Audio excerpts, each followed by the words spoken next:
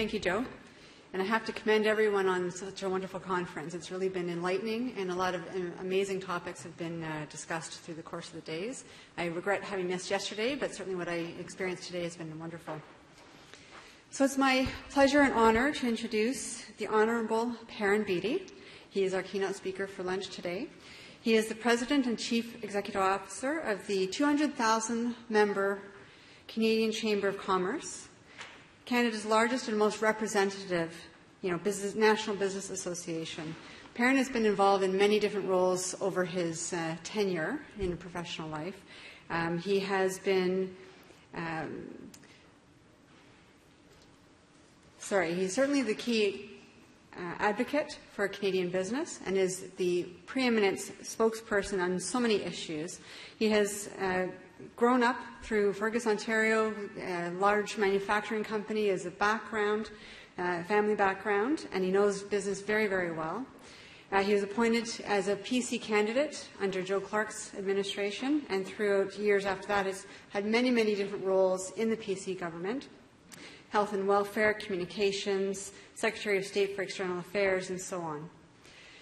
In 1994, Perrin also joined a number of private sector boards and worked as a consultant in the field of communications.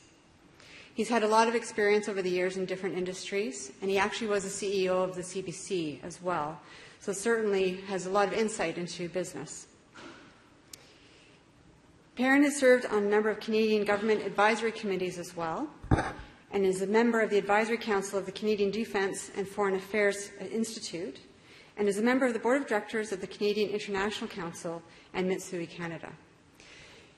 When Perrin has some free time, he's often advocating on key business issues that we face in Canada as well. In recent times, he's spent a lot of time focusing on developing and protecting the relationship we have with Texas, for example. We have a $35 billion trade relationship with Texas, and this is all happening during, of course, all the discussions around NAFTA. And so it's very important in terms of recognizing the roles that we have with the trade across the countries, and he's been a very strong advocate for that. And also with the recent tax changes proposed by the current Liberal government, very strong advocate for the voice of business, agricultural and otherwise, professional corporations, doctors, and others who are directly impacted, all the family businesses directly impacted by those tax changes, proposed tax changes, I might say. So very key in terms of advocating for the strength of Canadian business, the entrepreneurial spirit that we have here in Canada, the economic engine that is our entrepreneurial space. Canadian business actually is driven by private companies, entrepreneurs in our country, and they are directly impacted by those proposed changes. So looking forward to hearing more on what Perrin will be saying on that front, and certainly seeing more of what he'll do with the Canadian Chamber. If I can introduce Perrin.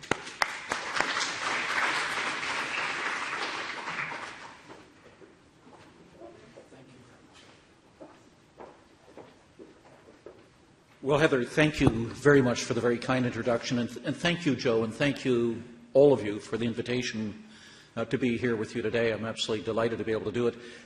It's a daunting experience, though, for me to be here in this incredibly spectacular facility, the Rotman School.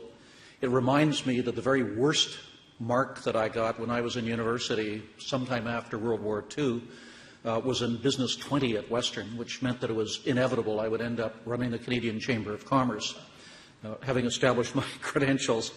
It reminded me a bit, Heather, when you were talking about my beginning, and when I look at the agenda that you've had here with incredibly good speakers. It's been a remarkable program you've established. I'm going to be moving up to about 30,000 feet and away from the very detailed and expert presentations that you've heard, but it reminded me a bit of my first nomination, which was back, I hate to say it, 45 years ago this year.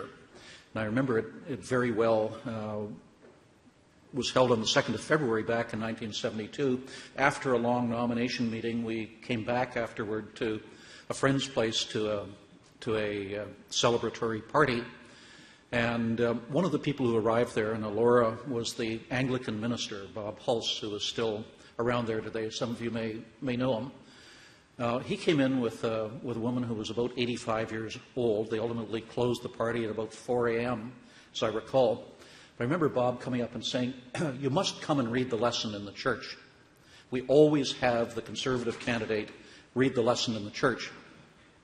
I was very uncomfortable with this, and I said to him, Bob, this is not, I don't think it's a good idea, mixing politics and religion, and I'm United as opposed to Anglican, and frankly, my attendance hasn't been that good lately. The elderly lady who was with him said, that's all right, dear, we've had plenty of people worse than you.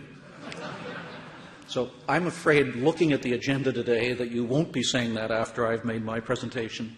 But what I want to do is to take just a few minutes talking about the role of business in the development of Canada's history. I've entitled the remarks From Fur Trade to Free Trade. It is, as I mentioned, pulling back to several thousand feet to take a look at the contributions being made and perhaps at some of the issues that we're looking at today. I think it's worth noting that going back to those very early days, even when the fur trade was established, that so much of the history of Canada is founded on the relationship with business.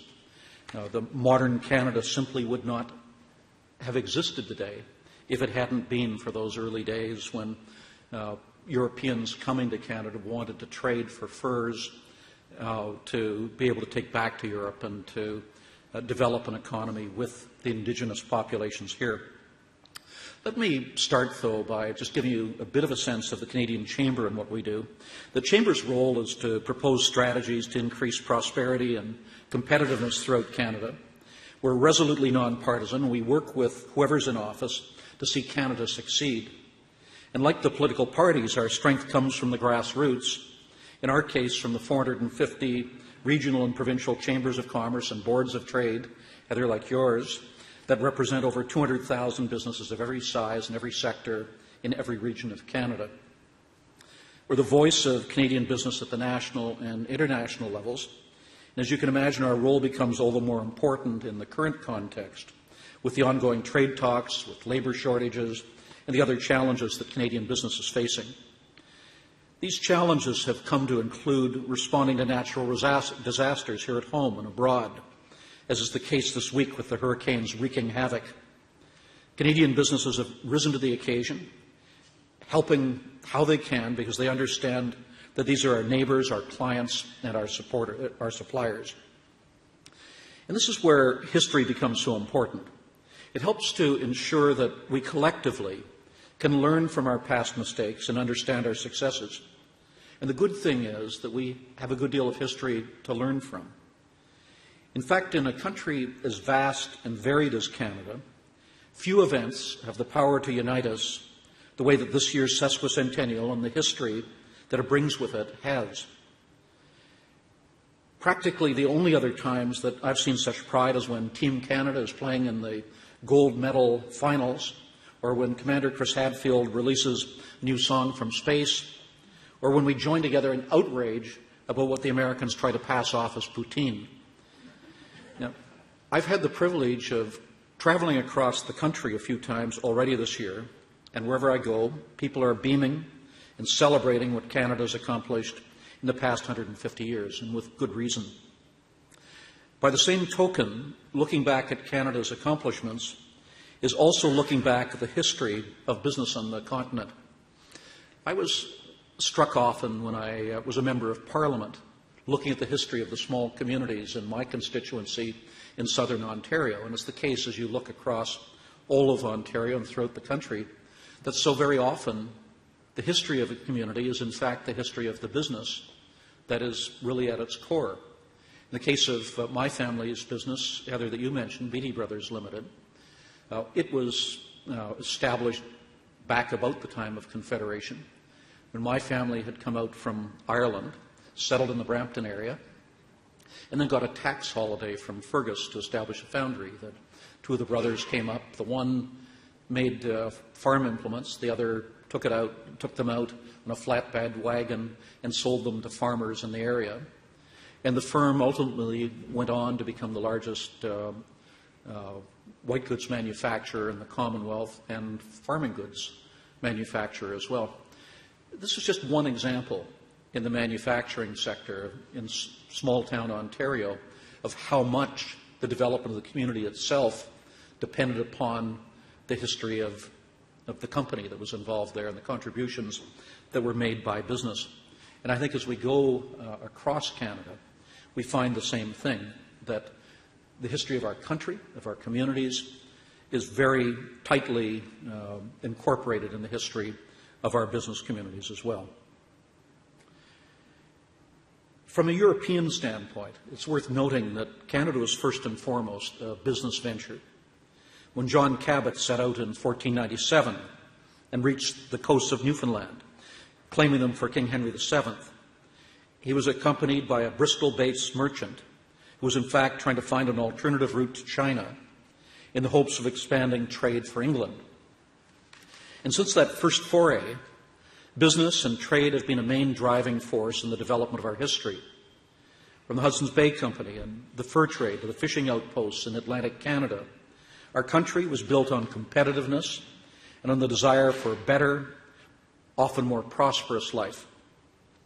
In fact, many chambers of commerce across the country, including those of St. John, Halifax, and even here in Toronto, are older than the country itself. At the same time, visionaries were working to connect the far-reaching coasts of our country, and not simply by political means, but with a real-deal steel and wood railroad that would open up further opportunities for trade within Canada itself and would tie the country together. If our politicians weren't going to get the ball rolling on building a country, the business people would. Although, as historians among us will point out, the conjunction between business and politicians in the building of the CPR wasn't always a marriage that was without controversy in those days or since. Since then, Canada has risen steadily to become an internationally respected and sought-after trading partner. Yukon ore and Alberta oil and gas have become staples of the natural resource industry. In agriculture, Saskatchewan potash is used all over the world. The Manitoba grain, BC wines, and Atlantic Canada seafood are core examples of our agri-food production. Cars made in Ontario and airplane parts manufactured in Quebec demonstrate the diversity of our economy and the quality of our workmanship. Our land is diverse, our industries are wide-ranging, but our aspirations are common: to build a better, more competitive Canada for business, for communities, and for families. It's worth, 2 weeks ago, I was in Charlottetown for the New England Governors and Eastern Premiers meeting. And it was interesting to be meeting there and the 150th anniversary of Confederation. One of the questions I had when I made a presentation to the group was about internal barriers to trade. And I reminded the audience there about some of Canada's history, that when Sir John A. Macdonald and the other fathers of Confederation met together to discuss Canada, what they had in mind was building a market that would exist throughout their part of North America, British North America. That this is part of the vision that the fathers of Confederation had that we have yet to fulfill as Canadians. And there could be nothing more fitting for us in our sesquicentennial year than to make a commitment to take down those barriers that still divide us 150 years on. It is worth our reminding ourselves of what the original vision of Canada was when the Fathers of Confederation came together, and of areas in which we can make significant improvements by returning to that original vision. Now, by now you'll probably have noticed a theme in the examples that I've been giving, and that's that most of them, with the exception of this discussion of internal trade, have been related to our trade with the rest of the world.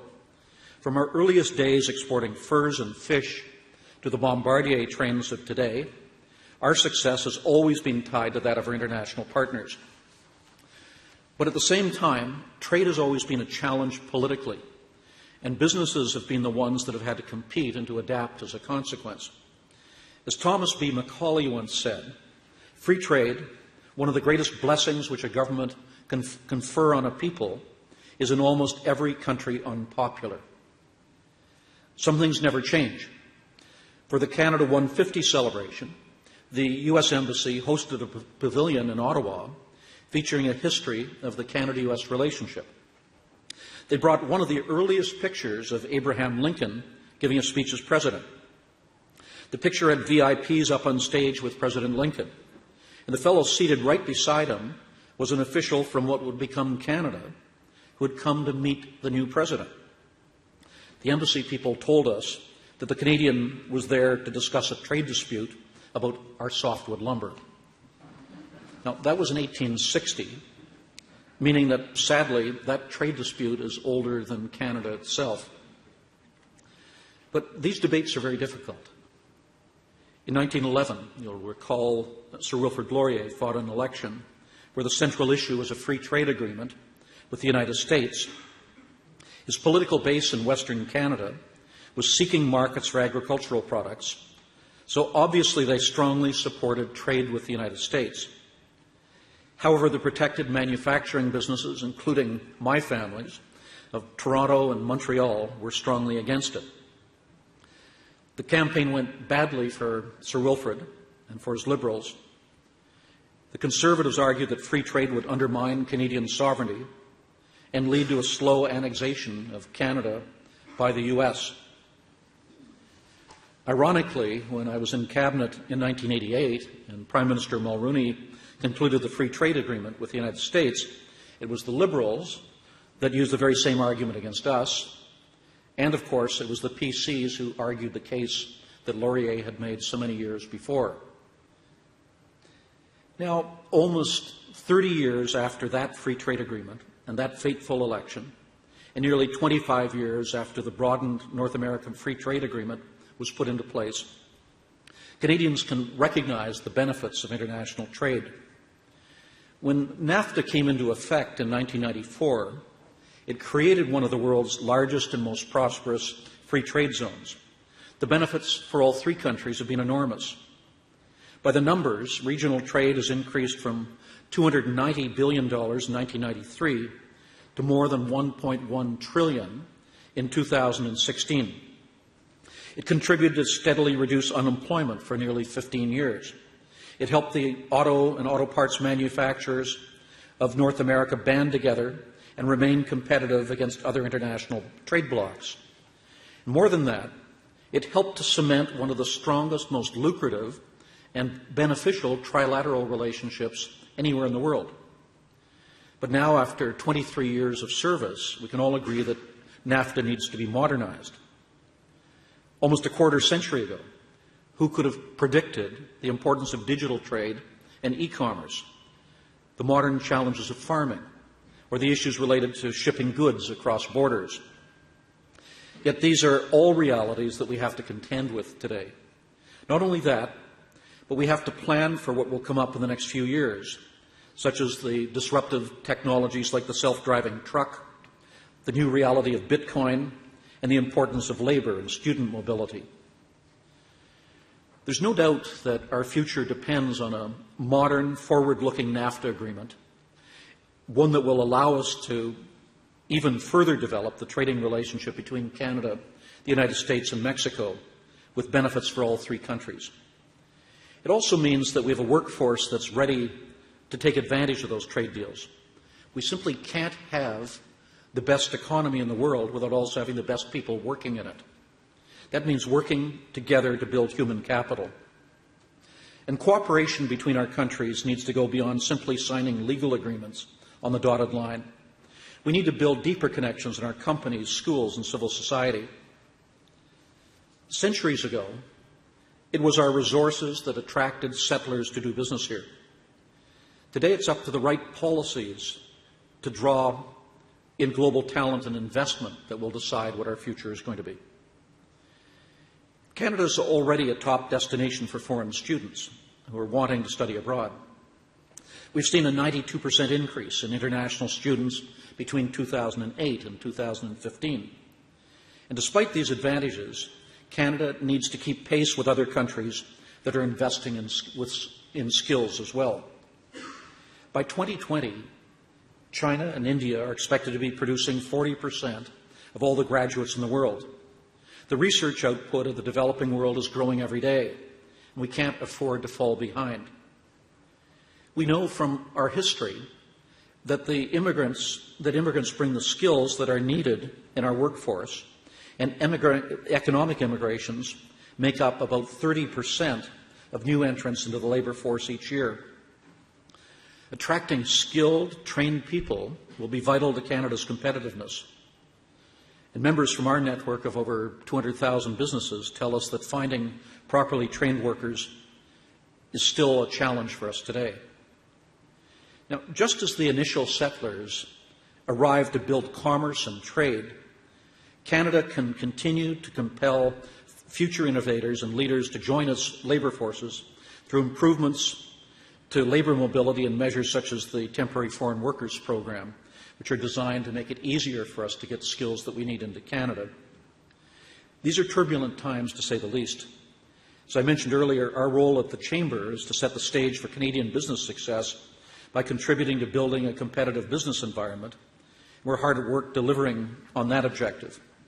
So as we look back on the last 150 years and appreciate just how much business has contributed to Canada's history, it's important to look to the future as well.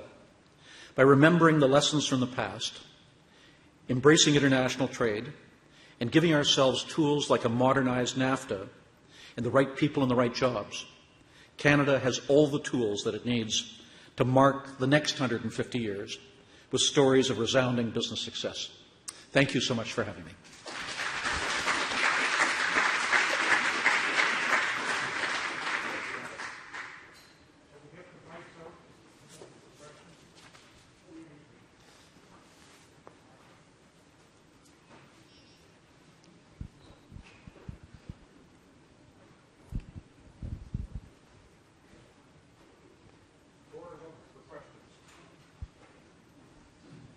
It's a much better behaved group than the House of Commons ever was at question period.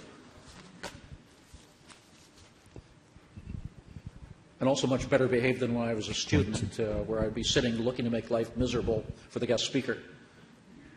Just to be Jim Bailey, formerly of Tories. I've been surprised at some of the things I've read about the government's posture in negotiating the NAFTA deal, which I hope, and I think you hope, will be successful negotiations. The two that sprang out at me are, one, gender equality. I yield to no one on my support of gender equality. I just wonder whether it's an appropriate item for trade negotiation. And secondly, that the United States should amend its labor laws, or whatever laws they are, so as to get rid of the right-to-work concept in the southern states, which would be a huge change. Are we really reaching for these things? And if we are we justified in doing so?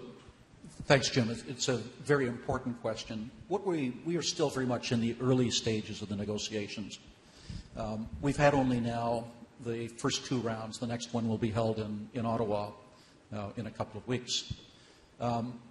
The three partners are now simply sizing each other up. We don't even have proposals on all of the issues, written proposals from all of the parties. The Americans in particular are further behind.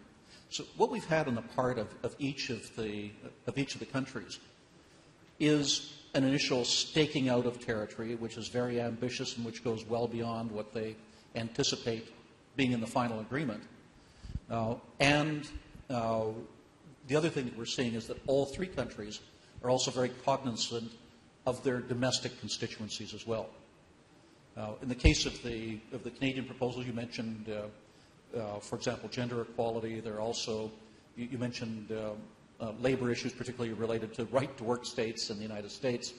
And then third, another area would be a commitment on environmental standards on the part of the Americans in particular, when they appear to be moving in the other direction.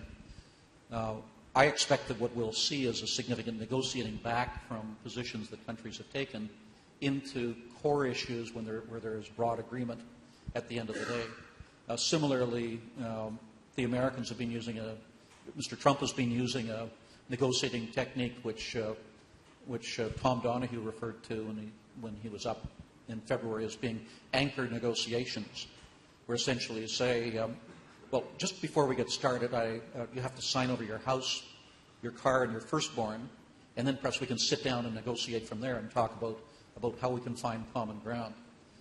Set the bar as far as you can in the other direction.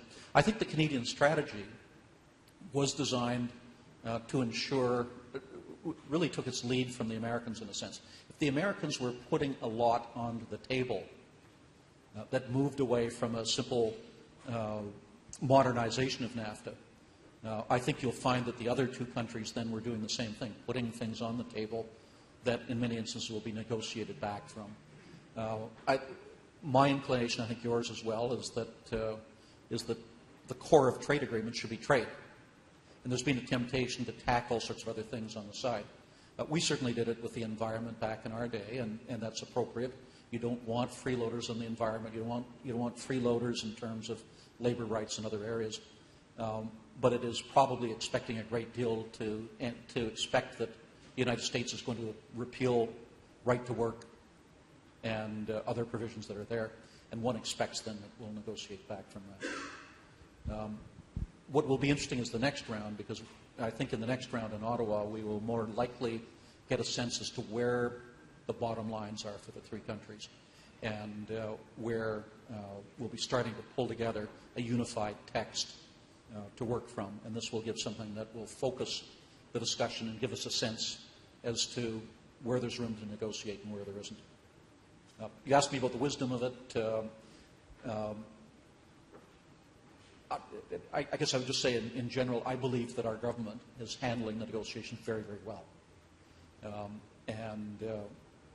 Even before the negotiations started, even before President Trump became president, our government was in New York meeting with him as soon as the election was over, establishing relationships, and they really have taken an all-of-government Team Canada approach, working with the provinces, working across boundaries with political parties, and also working with the private sector as well. And they've put their A team in place. I'll be at a session very shortly where our chief trade negotiator will be present to report on the negotiations. He's first rate, and the whole of the team is. So, yes, I understand the scratching of the head about some of the items that went onto the table, but I think that I think they're negotiating well. Next question. That's a very long answer to a short question. So I know historically there's been a brain drain dilemma back and forth with the United States, Canadians being absorbed into the American economy, but it seems like there is an opportunity to reverse that brain drain into the Canadian market as Americans tend to deflate their aspirations based on a Trump administration. Is that part of a policy to attract that human capital that you are thinking about? It should be. The government acknowledges the fact that there's an opportunity at the present time for us to attract people from around the world.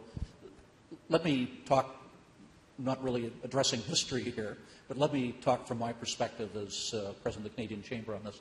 I think we have the opportunity, as a result of changes we're seeing place in the United States, in Europe, and elsewhere, to have the greatest brain gain in my lifetime.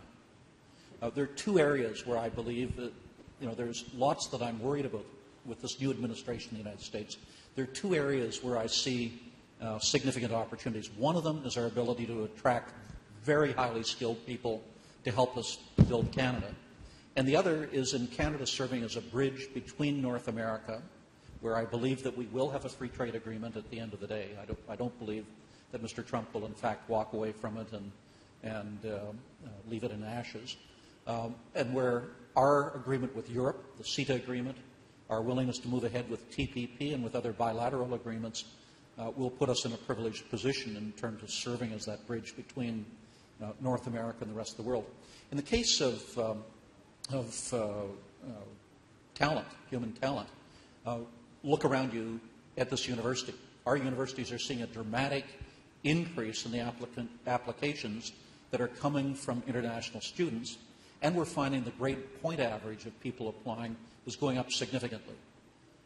As people feel made unwelcome in the United States and in parts of Europe, they're increasingly looking at Canada as a place to go. When I was with Joe, with the Governor General in Singapore a few years ago, I remember picking up the Straits Times, the newspaper, and on the top there was a banner advertisement that said, "Future Unlimited, get an Australian university degree." And when I came back, the Australians have done an incredible thing in that they treat education as an export commodity. They bring students from around the world, educate them at higher cost than for local students, and they send them out home afterward with a university degree from Australia. When I got back, I met with the Australian High Commissioner. And I asked her, tell me about how Australia is so successful here. And she said to me, don't you realize that Canada has every much an advantage as Australia has in terms of marketing itself as a destination for international students? And I said, what do you mean by that? And she said, if you're looking at sending your daughter to the other side of the world, the first question you ask isn't, where will she get the best education? The first question you ask is, where will she be safe? Having made that decision, you then ask, where within that jurisdiction can she get the best education? Canada is welcoming. Canada has an environment which is still seen by the rest of the world as being open and internationalist. And as a result, then, we have the ability, I believe, to invite the best of the world to come to Canada to join us here. My advice to the government as well is this. As the Americans tighten up on work visas, immigration permits to get into the United States, it will be much more difficult for American businesses to get their hands on the highly skilled personnel that they need. An example of this was a few years ago with Microsoft, which had difficulty getting immigration visas for computer scientists from India to be able to get into the United States. When they couldn't get them into Redmond, Washington, they established a facility in Vancouver because our immigration system was different. I talked to Jeff Malmer from Microsoft about it. He said, we initially saw that facility in Vancouver as a warehouse where we would keep people until we could bring them into Redmond. But he said what we found was that the Indians who were moving to Vancouver found the Asian character of Vancouver so appealing and so welcoming that this was a major source that could be used for recruitment of people that Microsoft wanted to bring in. I believe the argument that I'm making to our government is that there's a window for us at the present time that we should be going out aggressively to American businesses and saying to them, if you cannot get the people you need into the United States, the highly skilled personnel, if you are willing to open up an R&D facility anywhere in Canada, we will work with you to ensure that you either have a Canadian who's qualified or that we work with you to bring in somebody from another country to fill that job. This, I believe, would be very appealing to the American business community at this point and would give us the opportunity to recruit some of the brightest minds to come to Canada. But it's founded on bad public policy elsewhere. You can't count on people having bad policy indefinitely.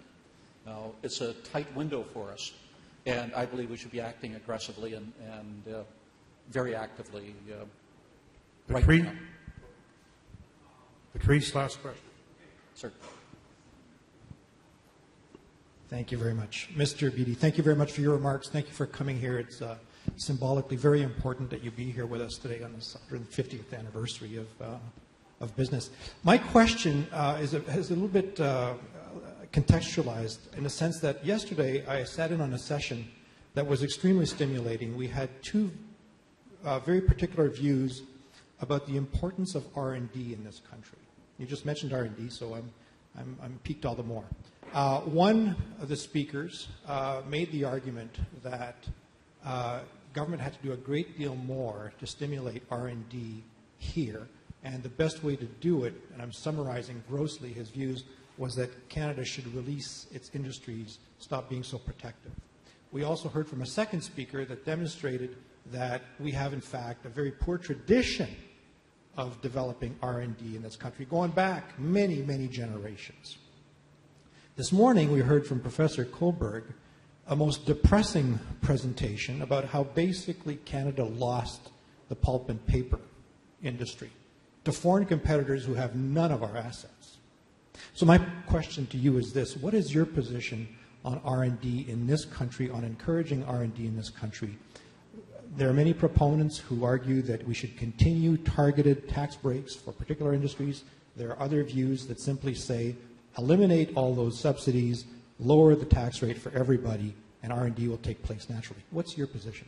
I don't believe it takes place naturally. I do believe that we have to create incentives, but it's an area where I also believe that we've failed badly in recent years. If you look at government-funded R&D, we do exceptionally well in Canada. The public sector spends heavily to support R&D. If we look at the commercialization of that R&D, we do badly. And if you look at the private sector contribution to research and development spending, we fall short as well relative to our competitors. In fact, we fall short in three key areas that I'm aware of. One is R&D spending. The second is upgrading the skills of our workforce. We tend too often to look to institutions of education to provide somebody to us who's fully formed, and we assume then that they'll be able to continue for the rest of their days. We need to keep on investing in our workforce. The third area is in terms of machinery and equipment, where too often we have people working in Canadian factories with equipment that is outdated, and you can have the best possible worker in the world. If you don't give him the tools needed to do the job, he's not going to be competitive. So we need to have those incentives, but we need to do a better job in terms of looking at how we make them succeed. One of the problems, the word innovation is used by every single government that comes to office. They don't define it very well. What we saw going back as far as Paul Martin's day as Minister of Finance, is it appeared to be that government defined innovation as a giant machine down which you stuff tax dollars at the top, and out the bottom would roll out innovation.